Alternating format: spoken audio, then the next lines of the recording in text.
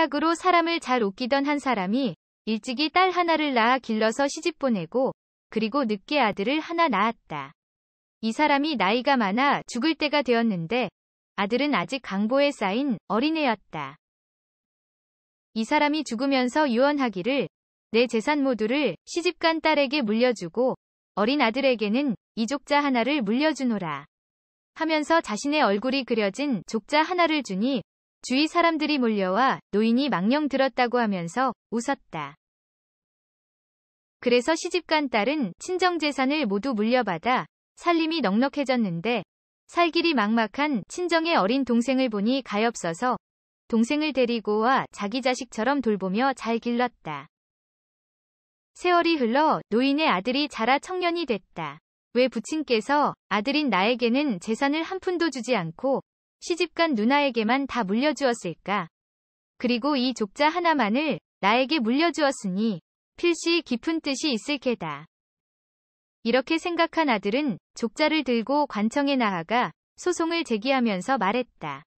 누나가 저를 자식처럼 잘 길러주어 고맙게 생각하고 있습니다. 그러나 부친이 무슨 뜻으로 재산을 누나에게 모두 주고 저에게는 이 족자 하나만 물려주었는지 그 참뜻이 궁금하오니 좀 밝혀주십시오. 결코 누나를 원망하거나 재산을 도로 찾으려는 것이 아니라 이 족자의 뜻을 알고 싶을 따름입니다. 이렇게 해서 청원이 접수되니 관장은 웃으면서 말했다. 아마도 노인이 늙어 망령이 들었던 게 분명해. 하지만 노인 아들의 호소가 너무나 간절해 이 사실을 적어 임금에게 보고하고 그 족자도 함께 바쳤다. 성종 임금이 족자를 펴보니 족자에는 노인이 한 사람 그려져 있을 뿐이었다. 무슨 뜻인지 알 수가 없어서 고민하다가 족자를 벽에 걸어놓고 멀리 앉아 쳐다보니 그림 속의 노인이 손가락으로 아랫부분을 가리키고 있는 것이었다. 이것을 본 임금은 문득 생각이 떠올라 옳거니 노인은 결코 망령이 든 게 아니라 가리키고 있는 족자 아래의 죽에 무슨 비밀이 숨어 있구나 하면서 사람을 불러 그 족자의 죽을 쪼개 보도록 했다. 그랬더니 그 속에 종이 쪽지가 들어있고 그 종이 쪽지에는 다음과 같은 내용의 글이 씌어 있었다. 내가 재산을 딸에게 모두 다 주는 것은 딸에게 어린 동생을 잘 돌보게 하기 위한 것이다. 아이가 자라고 나면 내 재산을 균등하게 반으로 나누도록 하라. 이러한 내용이었다. 그래서 성종 임금은 문서를 작성하여 재산을 남매에게 균등하게 분할해주고 타일렀다. 당시 부친이 재산을 어린 아들에게 다 물려주었다면 아마도 누나는 재산 때문에 어린 동생을 해쳤을지 모른다. 그리고 지금처럼 동생을 잘 거두어 기르지 않았을 것이다. 이것은 인지상정으로 너희들만을 탓하는 말이 아니니라. 노인의 지혜가 참으로 놀랍구나. 물러가서 의족해 잘 살아라. 이 명령을 들은 누나는 눈물을 비오듯 쏟으며 울었고 듣는 사람들은 모두 성종 임금의 추리력에 찬사를 보내면서 가슴 뿌듯하다는 듯 큰 웃음을 터뜨렸다.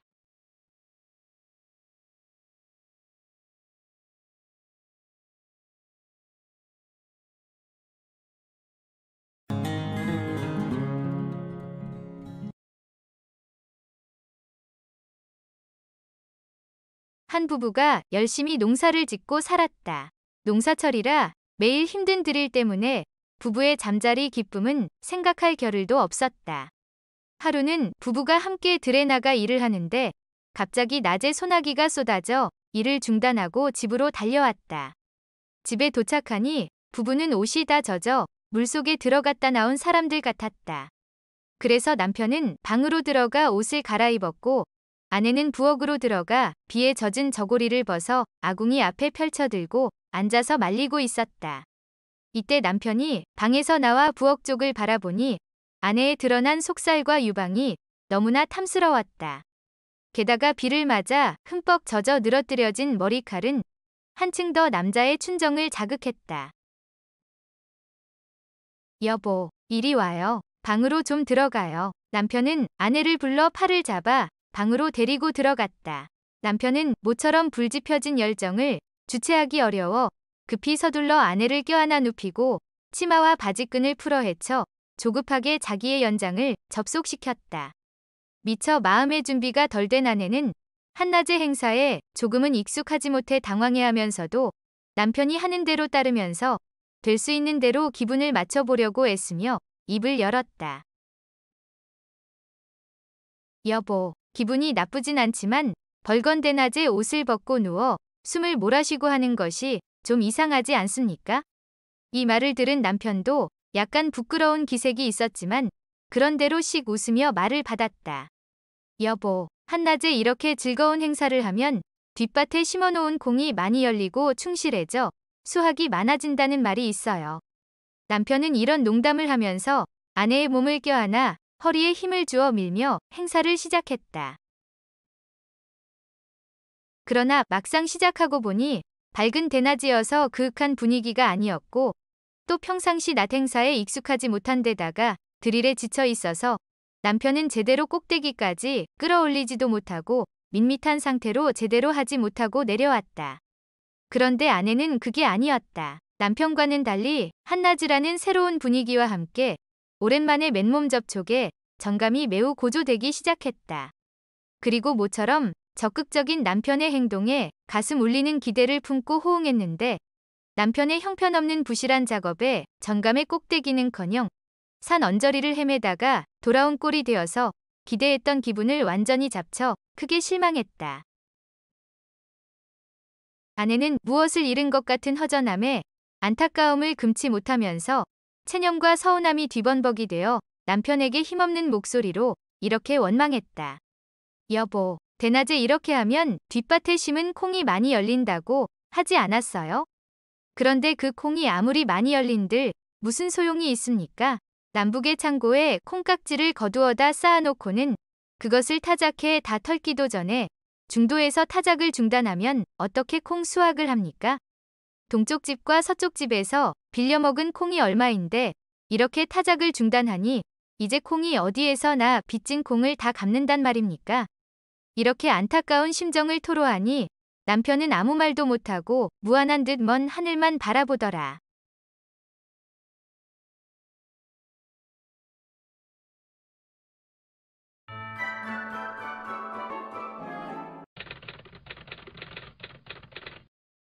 신라 경문왕 때 김수길이라는 유명한 사냥꾼이 있었다. 사냥 실력이 얼마나 뛰어났던지 도성에 사는 사람들 중에 그를 모르는 이가 없었다. 사람을 잡아먹는 무서운 호랑이나 몸집이 집채만한 포악한 멧돼지도 일단 수길의 눈에 띄기만 하면 그 즉시 죽은 목숨이나 진배 없었다. 수길은 뛰어난 활 솜씨와 검수를 갖춘 데다 맹수에 대한 해박한 지식까지 두루 꿰고 있어 그야말로 당대 최고의 사냥꾼이었다. 수길은 사시사철 때를 가리지 않고 사냥길에 올랐는데 그날따라 유독 사냥이 하고 싶은 생각이 들어 아침을 먹자마자 곧장 활과 전동을 챙겨 집을 나섰다. 도성을 빠져나와 산길에 오르자 수길은 사냥감을 찾기 위해 주위를 두리번거리며 두 눈을 번뜩였다. 웬일인지 산속은 쥐 죽은 듯이 조용했다. 커다란 맹수는커녕 작은 산토끼 한 마리도 수길의 눈에 잡히지 않았다. 쉴 새 없는 긴장감이 숲의 정적과 함께 팽팽하게 이어졌다. 마치 살아있는 생물이라곤 수길 혼자인 것처럼 산 전체가 깊은 정적에 휩싸여 있었다. 가끔 푸드득거리며 날아가는 산새들의 날갯짓 소리만 숲의 정적을 깨트릴 뿐이었다. 그날 수길이 해질 무렵까지 사냥감을 찾아 온 산을 헤매 다녔지만 거짓말처럼 단 한 마리의 짐승도 발견할 수가 없었다. 수길이 사냥꾼이 되고 난 후 생전 처음 있는 일이었다. 수길은 터벅터벅 산을 내려왔다. 화살을 맨 어깨에 턱없이 힘이 빠져 있었다. 이미 오늘 사냥은 망친 듯 싶었다. 들판이 다 끝나갈 무렵 키를 덮을 만큼 큰 억새가 우거진 연못이 나타났다. 연못에는 철새들이 한가로이 물고기를 잡아먹으며 논일고 있었다. 수길은 지는 해를 배경으로 연못 위에 떠있는 철새들을 멍하니 바라보다가 문득 사냥감을 발견한 맹수처럼 눈을 번뜩였다. 풀이 우거진 연못 한 기슭에 원앙 두 마리가 다정하게 몸을 기대고 있었던 것이다. 수길은 조용히 어깨에 맨 활을 한 손에 쥐고 다른 손으로 전동에서 화살을 꺼내 들었다. 천천히 시위를 당기며 수길은 온 정신을 한데 모았다. 화살 끝을 정확히 원앙 한 마리의 심장에 겨누고 화살을 놓았다. 바람을 가르며 날아간 화살은 정확히 원앙의 가슴을 관통했다.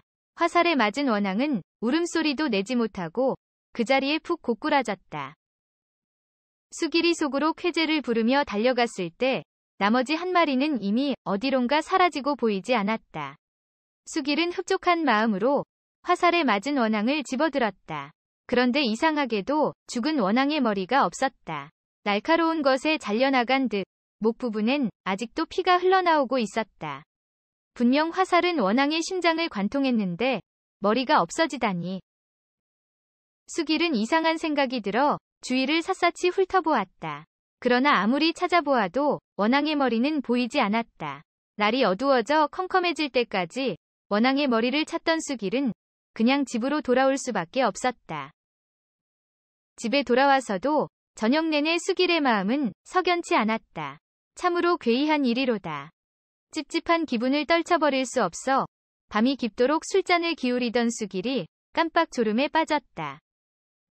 하지만 어디선가 희미하게 들려오는 여인의 흐느낌 소리에 곧 잠에서 깨어났다. 눈을 뜬 수길은 흠칫 놀랐다. 자신의 앞에 놓인 술상 맞은편에 아리따운 여인이 앉아 수길을 바라보며 서럽게 흐느끼고 있었다. 누구냐? 그렇게 묻는 수길의 목소리는 가느다랗게 떨렸다. 크크크. 당신은 어찌 그리도 무정하십니까? 여인은 애처롭게 흐느끼며 수길을 바라보았다. 무정하다니? 그게 무슨 말이냐? 여인은 울음 섞인 목소리로 수길에게 말했다. 저는 오늘 저녁 당신이 쏜 화살에 맞아 죽은 원앙의 아내입니다. 여인의 말을 들은 수길은 귀신에 홀린 것처럼 등골이 오싹했다. 원앙의 아내라니? 한낱 미물에 불과한 날짐승이 어찌 사람의 모습으로 나타날 수 있단 말이냐? 수길의 말에 여인은 여전히 눈물을 흘리며 대답했다. 한낱 미물일지라도 남편과 저는 행복했습니다. 당신이 나의 남편을 화살로 쏘아 죽이지만 않았더라면 우리는 더 오래오래 행복하게 살 수 있었을 것입니다. 그러나 오늘 저녁 남편은 죽고 저는 혼자가 되고 말았습니다. 제가 이렇게 사람의 모습으로 당신을 찾아온 이유는 저 또한 죽여달라는 말씀을 드리기 위해서입니다. 남편이 없는 세상에 제가 살아야 할 아무런 이유나 까닭이 없습니다. 그러니 내일 날이 밝거든 연못으로 와서 저를 화살로 쏘아 죽여주세요. 저는 어제 남편이 화살에 맞아 죽은 그 자리에 있겠습니다. 제 말이 믿어지지 않으시면 저를 죽인 다음 제 한쪽 날개 밑을 한번 보세요. 남편이 화살에 맞았을 때 제가 재빨리 남편의 목을 물어뜯어 그 속에 감추어 두었으니까요. 제발 제 소원을 들어주세요. 이야기를 마친 여인은 자리에서 일어나 호련히 사라졌다. 여인을 붙잡으려고 손을 뻗다가 수길은 잠에서 깨어났다.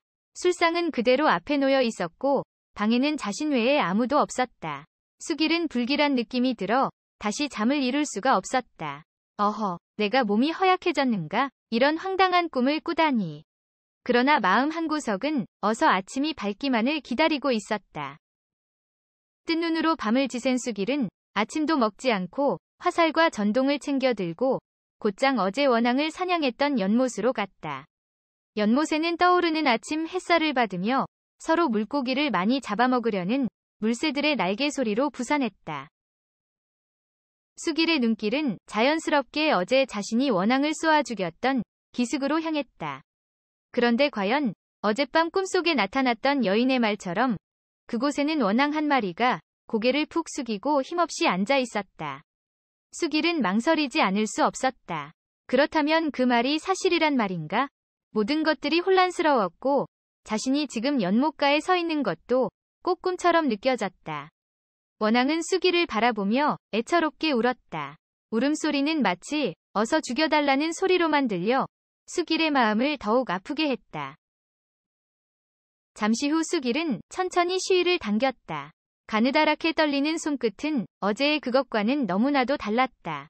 화살은 정확히 원앙의 가슴에 꽂혔고 수길은 참담한 심정으로 원앙에게로 걸어갔다. 원앙은 이미 숨이 끊어져 있었다.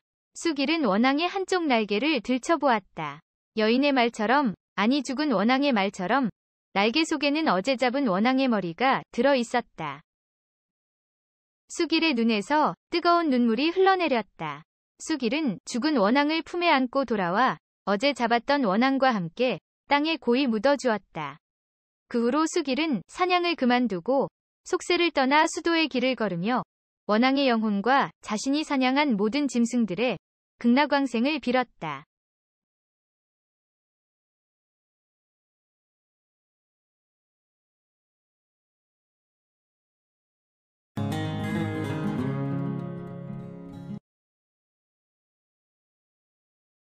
한참을 달렸다. 가능하다면 최대한 재상의 집에서 멀리 가야 한다. 동비는 이러한 일념으로 밤길을 처녀의 몸으로 혼자서 달리고 또 달렸다. 정신없이 달려가다 숨이 차올라 더 이상 발을 뗄 수 없어 잠시 길가에 주저앉았다. 문득 노마님의 얼굴이 떠올랐다. 어디를 가든 잘 살 거라. 이것이면 어렵지 않게 자리를 잡을 수 있을 것이다. 노마님의 손에는 갖가지 폐물과 옷가지를 담은 보따리가 들려 있었다. 한편 재상을 지내는 최대감은 어여쁜 처녀로 자라나는 동비를 바라보며 야릇한 미소를 짓곤 했다. 그러던 어느 날이었다. 최대감이 은근한 목소리로 동비를 불렀다.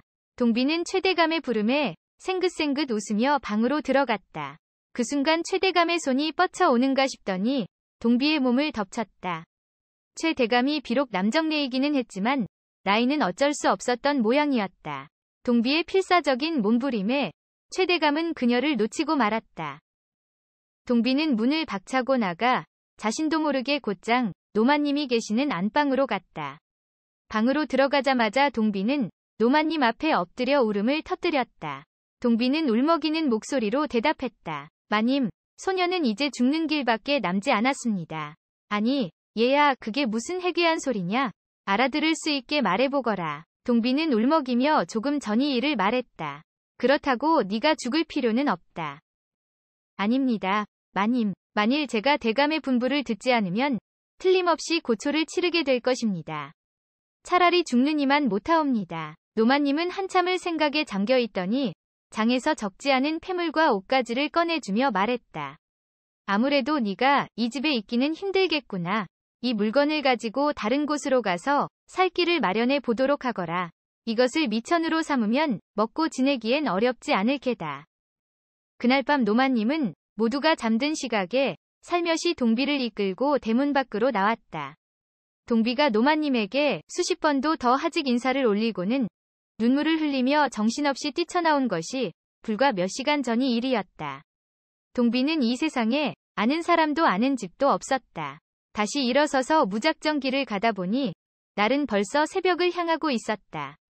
동비의 눈앞으로 강이 보였다. 흐르는 강물을 보며 어디로 가야 할지 막막하기만 했다. 문득 뒤에서 말발굽 소리가 들려왔다. 조심스럽게 고개를 돌려보니 말을 탄 한 사나이가 다가왔다. 무슨 일로 젊은 처녀가 이렇게 이른 새벽에 길을 가는 것이오? 동비는 겁먹은 목소리로 울먹이며 대답했다. 앞으로 살 길이 막막하여 강물에 빠져 죽을까 하옵니다. 젊고 어여쁜 처녀가 세상을 버리다니. 무슨 일인지는 모르겠으나 죽는 것보다는 차라리 나와 함께 가는 것이 어떻소? 내 아직 장가를 가지 못했으니 그가 어디 사는 누구인지는 모르겠으나 이것도 인연일지 모른다는 생각에 사나이를 따라가기로 했다. 세월은 흐르는 강물같이 흘러갔다. 노마님이 세상을 떠난 후 최대감의 집은 그 기운이 다했는지 가세가 기울기 시작하더니 최대감이 죽자 연이어 그의 아들들도 세상을 버리고 말았다. 결국 최대감의 손자 운용만이 혼자 남게 되었다. 하루하루 먹고 살기가 힘들어진 운용은 곰곰이 생각해 보았다. 선조 때부터 집에서 부리던 노비가 많이 있었다고 들었는데 그 당시 종은 상전의 소유물이었으므로 종의 호적 또한 상전이 갖고 있었다. 생각이 여기에 이르자 운용은 빙그레 웃으며 종들의 호적을 찾았다. 그러고는 기세등등하게 그들이 모여 사는 마을을 찾아갔다. 운용은 그곳에서 종들의 호적을 내보이며 거만하게 말했다. 너희들은 모두 우리 선조의 은혜를 입은 하인들이다. 나의 조목께서 너그러운 마음으로 그동안 너희들을 이렇게 편히 살게 해주었으나 내 이제 생계가 막막해졌으니 너희들은 이제부터 나에게 공물을 바치도록 하여라. 종들은 일단 운용을 방으로 모신 뒤 자기들끼리 의논을 했다. 우리도 먹고 살기 어려운 형편에 그자에게 줄 것이 어디 있어? 그렇다고 곡물을 주지 않으면 우릴 딴 사람에게 팔아넘길지도 모르니 이것 참. 그렇게 고민하던 차에 한 사내가 조심스럽게 목소리를 낮추며 말했다. 오늘 밤 그자를 없애버리세. 이곳에서 우리들끼리 처리하면 탈로 날 염려도 없지 않은가? 그러자 종들은 잠시 술렁거리더니 이내 다짐했다. 아무래도 그 길밖에 없겠네. 한편 운용은 저녁상을 물리고는 고된 여행길에 쌓인 피곤함으로 금방 잠이 들고 말았다. 한참을 정신없이 자던 운용은 밖에서 들리는 인기척에 살며시 눈을 떴다. 운용은 살며시 문틈으로 밖을 내다보았다. 밖에는 종들이 손에 칼과 도끼를 들고 숨을 죽이며 다가오고 있었다. 운용은 작은 들창문을 열고 방에서 빠져나와 있는 힘을 다해 담을 뛰어넘었다. 운용은 사력을 다해 도망쳤다. 정신없이 가다 보니 날이 어느덧 밝아오고 있었다. 기력을 잃은 운용은 종들이 더 이상 쫓아오지 않음을 확인하자 그 자리에 쓰러지고 말았다. 때마침 이른 새벽에 불공을 들이러 가던 부잣집 마님과 하인이 지나가다 쓰러져 있는 그를 발견했다. 마님은 그 사나이를 집으로 데려가 보살펴주라고 하인에게 명했다. 운용이 정신을 차리자 그때 옆에서 지켜보던 하인이 말을 걸었다. 이제 정신이 드시오? 운용은 그 하인이 자신을 해치려던 종들이 아님을 확인하고는 한숨을 쉬며 지난 이야기를 들려주었다. 하인은 마님께 가서 운용의 이야기를 들려주었다. 가만히 하인의 이야기를 듣던 마님은 잠시 얼굴빛이 달라지더니 운용을 안방으로 들게 했다. 운용이 방 안으로 들어서자 마님은 벌떡 일어나 그를 상석으로 인도했다. 운용 도련님, 이리 앉으십시오. 마님은 운용의 얼굴을 바라보더니 눈물을 흘리며 이야기했다. 도련님은 기억하지 못하시겠지만 이 노인네는 바로 도련님의 할머니께서 저를 거두어 주시고 어여삐 여기시며 키워주셨지요. 제 나이 올해 70입니다. 지금까지 이렇게 편안하게 살 수 있었던 것은 오로지 마님의 은덕이지요. 이 집의 안주인은 바로 예전에 최대감의 집에서 도망 나온 동비였다. 나이가 들어 이젠 호호백발의 노인이 되었으나 지금까지도 그 옛날 자신에게 베풀어준 노마님의 은혜를 잊지 못하고 있었다. 동비는 기쁜 마음으로 아들과 손자를 불렀다. 이분은 옛날 내가 모시던 마님의 손자이시다. 너희들도 나와 같이 이분을 잘 받들어 모셔야 하느니라. 동비의 아들들은 모두가 준수한 용모에 기계와 재력까지 갖추어 그 마을의 유지 노릇을 톡톡히 하고 있었다. 그런데 뜻하지 않게 한낱 떠돌아다니는 거린 같은 사내를 어머니께서 상전으로 받들며 자신들에게도 정성을 다해 모시라고 하니 그들에게는 운용이 눈엣 가시 같은 존재가 아닐 수 없었다. 그러던 어느 날 손자 운용이 동비에게 말했다. 덕분에 편안히 잘 쉬었습니다. 이제 고향으로 돌아가야겠는데 동비는 운용의 말을 잘랐다. 도련님, 저의 아들들이 도련님을 불편해하는 것을 눈치채지 못했습니까? 만일 도련님 혼자 길을 떠나신다면 지난번 같은 일을 또 당할지 모르는 일입니다. 동비의 말에 운용이 놀라며 물었다. 그럼 어찌하면 좋단 말입니까? 제가 한 가지 방법을 일러드리겠습니다. 저에게 홍기가 꽉 찬 손녀딸이 하나 있는데 아직 혼처를 정하지 않았습니다. 도련님께서 그 아이를 소실로 삼으십시오. 운용은 동비의 말에 눈살을 찌푸리며 선뜻 대답하지 못했다. 운용이 망설이는 것을 본 동비는 단호하게 말했다. 도련님, 저는 제 손녀딸을 양반집에 시집 보낼 속셈은 추호도 없습니다. 다만 그 옛날 마님의 은혜에 조금이나마 보답하고자 도련님을 안전하게 모시려 할 뿐입니다. 동비가 이렇게까지 말하니 운용은 마지못해 그녀의 말을 따랐다. 다음날 동비는 아들과 손자들에게 손녀딸을 운용에게 시집 보낼 것을 명하고 준비를 서두르게 했다. 그날 밤 운용은 의복을 정제하고 동비의 손녀와 혼례를 치렀다. 혼례를 치른 다음날 동비는 아들들에게 당부했다. 상전께서 고향으로 돌아가시겠다고 하시니 손녀딸과 함께 편안히 가실 수 있게 차비를 하도록 하여라. 그리고 아비는 상전을 모시고 상경했다가 돌아오되 상전의 서찰을 받아와서 무사히 도착하셨음을 내게 알려주도록 해라. 동비의 말에 손녀딸의 아비 되는 이가 모든 책임을 지고 준비를 서둘러 길을 떠났다. 그리하여 운용은 무사히 개경에 당도했고 그 후에도 해마다 동비의 집에서 제물과 곡식을 올려보내 큰 어려움 없이 살게 되었다.